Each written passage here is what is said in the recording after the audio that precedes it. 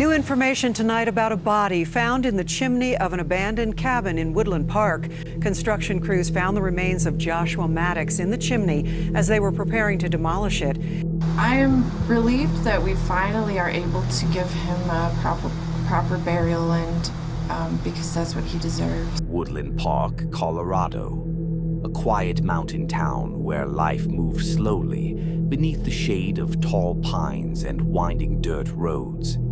Locals described it as peaceful, almost untouched by time, a place where danger felt like something that happened somewhere else. But beneath that calm surface, a story was waiting, a story that would haunt the town for years to come. In 2008, a young man named Joshua Maddux stepped out of his home for a walk and vanished without a trace. No warning, no signs of struggle. He was simply gone. His disappearance would leave his family in a state of quiet agony, clinging to hope, refusing to believe that Joshua, a free spirit who loved the woods, could simply disappear so close to home. 7 years later, in 2015, an abandoned cabin stood quietly on the outskirts of Woodland Park, surrounded by overgrown brush and silence. It was a forgotten structure that blended into the forest like a relic of a different era.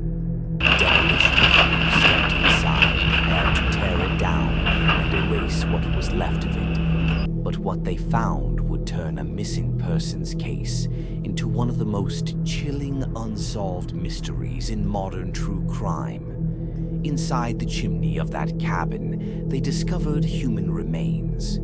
Wedged deep inside, curled in a position no one could explain, was the body of Joshua Maddux.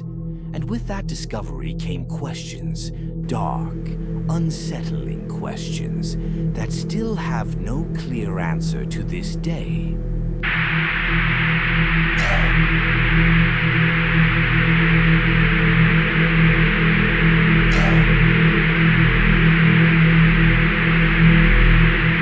It was May 8th, 2008. The morning was calm, with sunlight filtering through the trees and the cool mountain air carrying the faint scent of pine. That morning, 18-year-old Joshua told his sister he was heading out for a walk, something he did often. He had no backpack, no supplies, just himself. For Joshua, wandering through the woods was a form of peace. He played guitar, wrote music, and his friends described him as a gentle soul with a thoughtful nature. He had dreams of one day traveling, maybe making music. But for now, he found comfort in the quiet trails outside his home. When Joshua didn't return, his family didn't panic right away. He was known to wander, to sit by the river or hike a little longer than expected. But as the hours passed and daylight began to fade, that calm turned into quiet dread. His father searched the woods first, calling out his name, hoping to hear a response through the trees. Then neighbors joined. Flyers went up around town bearing Joshua's smiling face. Search teams walked mile after mile, their flashlights cutting through the darkness at night. But there was no trace, not a piece of clothing, not a footprint, not a single clue indicating where he had gone. In small towns, disappearances don't stay quiet. Rumors circulate, theories form, and fear slowly creeps in. Some believed Joshua had simply decided to leave, to start a new life somewhere else, free from expectations and small-town limits. But his family refused to believe that. Joshua didn't take his guitar, he didn't take any money, and he didn't say goodbye. The forest around Woodland Park stood silent, as if holding on to a secret. Days turned into weeks, weeks into months, and eventually time did what it always does. It moved forward, even when the people left behind were still stuck in the moment their world changed. Joshua's disappearance slowly faded from headlines, but for his family, every walk past his empty room was a reminder that something wasn't right. He had walked into the woods, and it felt like the forest had simply swallowed him whole.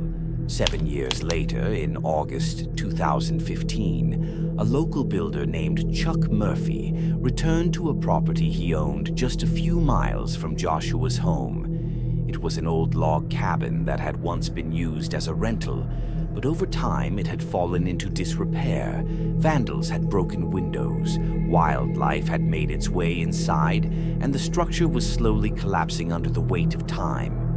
Murphy had made the decision to tear it down. He sent workers inside to prepare the site for demolition. As they pried up floorboards and knocked loose old fixtures, a foul odor began to spread through the cabin.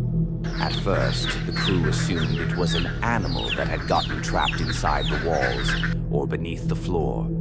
In abandoned cabins, that wasn't unusual, but as they traced the smell, they were led to the fireplace.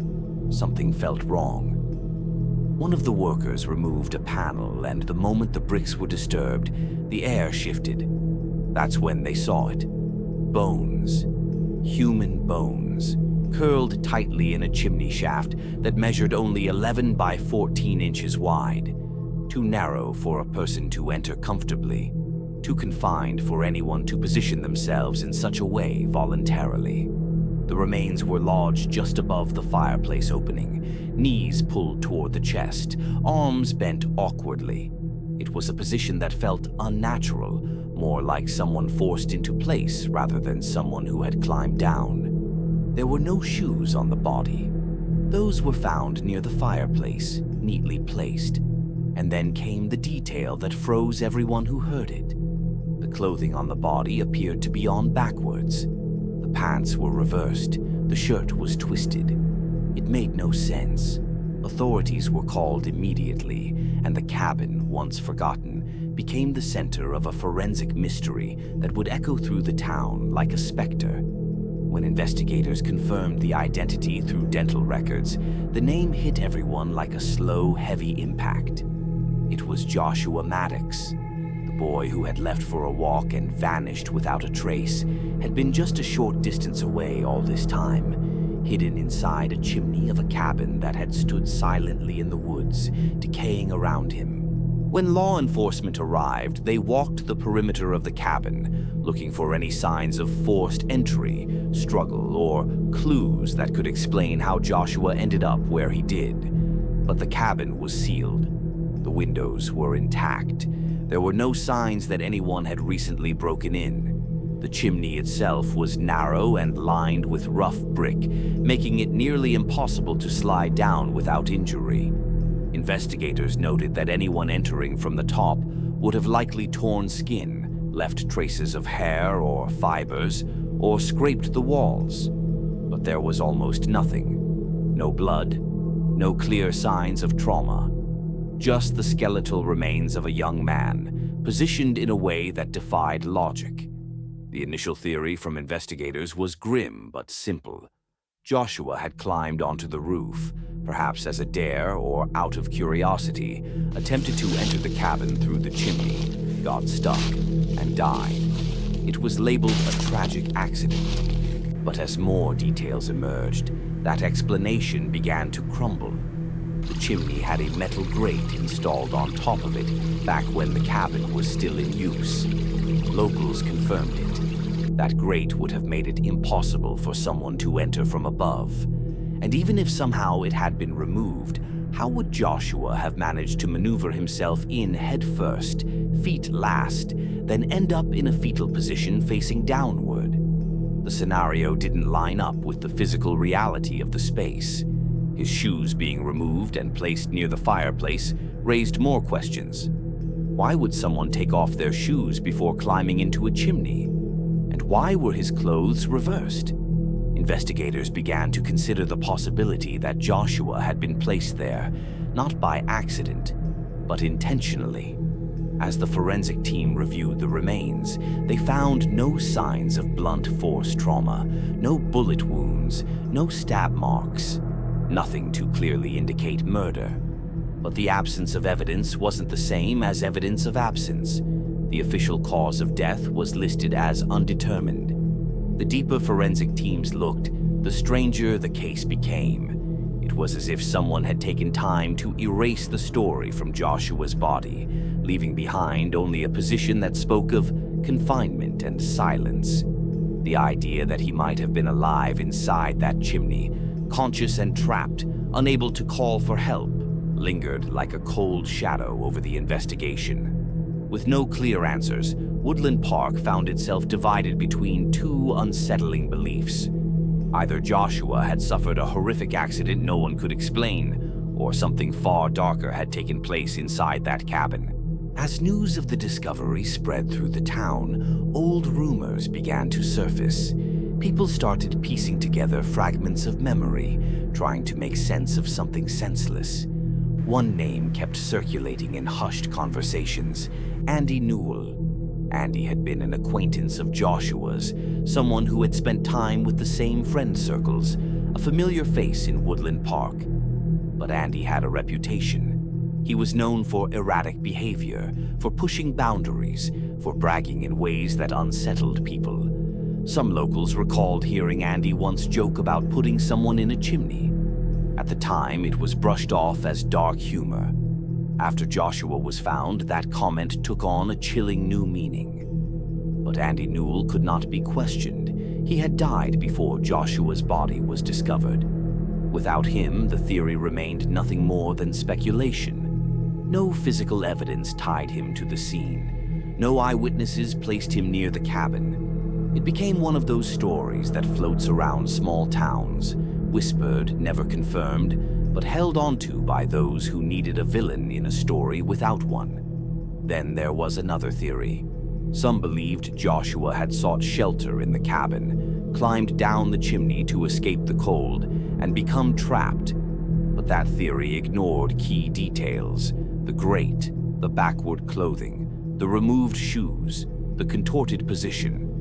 And it didn't explain why Joshua, a calm and level-headed young man, would choose a chimney as an entry point when the door was only a few steps away. The more investigators looked at the possibilities, the more each one seemed to unravel under scrutiny. The local coroner maintained there was no evidence of foul play, but for Joshua's family, the absence of proof did not equal peace. His father spoke publicly about his belief that something had happened to his son, something intentional. The cabin, once an unremarkable structure hidden in the woods, became a symbol of unanswered questions. And as the case faded from headlines, the mystery only grew heavier, pressing down on the people who knew Joshua and on a town that could not shake the feeling that something had gone terribly, terribly wrong. As time passed, the story of the cabin began to fracture into two realities: what was officially known and what the locals believed.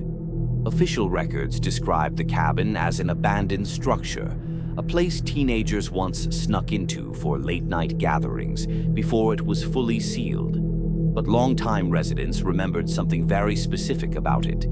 Before it fell into decay, the Murphy family had installed a heavy metal grate over the top of the chimney to keep animals from getting in. If that grate was still there in 2008, when Joshua went missing, then entering from above would have been impossible without removing it. And when investigators examined the site in 2015, the grate was no longer present. It had vanished without any documentation or explanation. No one could say when it was removed or by whom. This detail cast a long shadow over the official explanation. If Joshua did not climb in, then someone else was involved. And if someone else placed him there, then the case was no longer a tragic accident. It was something darker. But because years had passed, decomposition had erased the small details forensic teams rely on to build a narrative. Soft tissue was gone. Signs of restraint, suffocation, or internal trauma were no longer detectable. Even time of death could not be accurately pinpointed beyond a broad window. All that remained was the positioning of the body, the shoes by the fireplace, and the reversed clothing. Clues that hinted at something unnatural but refused to speak clearly. Forensic experts debated whether Joshua could have survived for hours or even days inside that narrow space. If he had entered willingly and become stuck, he may have struggled, his voice muffled by brick and isolation. The thought of a young man calling out for help in an empty forest, his voice going unheard, haunted those who imagined it. But others argued that the position of the body suggested something far more deliberate. Knees pulled tight, arms compressed, head tucked downward. It looked less like someone who crawled and got stuck, and more like someone forced down, folded into a confined space until movement was no longer possible. The forensic report closed with a single word: undetermined. It was a word that left the town suspended between closure and conspiracy. Without a conclusive answer, every theory remained possible, and every possibility brought a different kind of grief. Today, the story of Joshua Maddux lingers like a cold breath over Woodland Park. The cabin where he was found has since been demolished, erased from the landscape as if removing the structure could remove the memory. But even without the physical place, the image remains. An abandoned chimney in the woods, holding a secret for 7 long years while search parties passed nearby, and his family prayed for answers that never came. Joshua's family described him as a dreamer, a young man who expressed himself through music. He had written songs, played guitar, and filled quiet rooms with gentle melodies that made people stop and listen. To many, it felt cruel that someone so alive with creativity could vanish into a silence so absolute. In the end, his story became more than a missing persons case. It became a reminder of something deeply unsettling, that a person can disappear not in a distant city or dangerous place, but within steps of home. Hidden not by clever planning or elaborate crime, but by time, neglect, and the indifferent stillness of abandoned places. As years pass, new true crime enthusiasts discover the case, piecing together fragments, analyzing every decision, every piece of evidence, every rumor. Some believe Joshua's death was a tragic accident born from curiosity. Others remain convinced he was the victim of something sinister, hidden in plain sight, and never brought to justice. The truth remains lodged somewhere between those walls of old brick and memory, somewhere in the narrow space of the chimney where Joshua spent his final moments. In the quiet mountains of Colorado, the trees continue to sway in the wind, just as they did the day Joshua walked into the woods. And for those who remember him, the forest no longer feels like a place of peace. It feels like a question that will never be answered.